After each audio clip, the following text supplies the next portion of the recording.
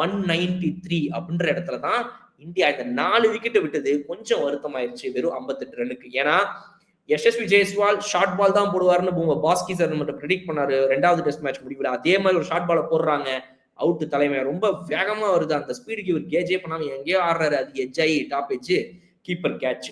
அடுத்து கருண் நாயர் அவர்கள் நல்லா தான் 2 பவுண்டரியை போட்டிருந்தாரு LBW. சுப்மன் கில்லு நேரா ஒரு ஷார்ட் ஸ்ட்ரைட் டிரைவ் வழக்கம் போல ஸ்டைலா ஆட பாக்குறாரு, பால் இன்கமிங் LBW.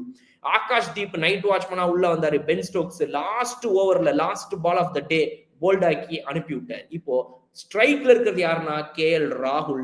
மிகப்பெரிய ஒரு இன்னிங்ஸ் ஆடுறதுக்கு காத்துக்கிட்டு இருக்காரு கையில வச்சுக்கிட்டு. ஏன்னா KL ராகுலை பொறுத்த வரைக்கும் இன்னைக்கு இவர் ஆடினது இந்த 47 பால்ல 33ன்றது சூப்பர். இந்த இடத்துல இவரும் ரொம்ப பொறுமையா ஆடிந்தாருன்னா 25க்கு 4 விக்கெட்ன்ற மாதிரி ஆயிருந்திருக்கும். பட் ஆனா நல்ல பவுண்டரிஸ் நேரம் பார்த்து கரெக்டா அடிச்சுனே இருக்கு போக இப்ப நமக்கு ஒரு 58 ரன் அட்லீஸ்ட் கிடைச்சிருக்கு. 135 runs to win from 90 overs. 90 overs கையில இருக்குதுன்னு பொறுமையா ஆடினா இந்த பிட்ச்ல ஜெயிக்க முடியாதுன்னு பாஸ்கி சார் சொல்றாரு. வேகமா ஆடணும். எப்படி KL ராகுல் ஆடுறாரோ அதே மாதிரி இன்னும் கூட அக்ரெசிவா ரிஷப் பண்ட், நிதிஷ்குமார் ரெட்டி மேட்சஸ் கையில் எடுத்து ஆடணும் அப்படின்னு சொல்லி வீடியோ சொல்லியிருந்திருக்காரு. அந்த வீடியோவை பாருங்க.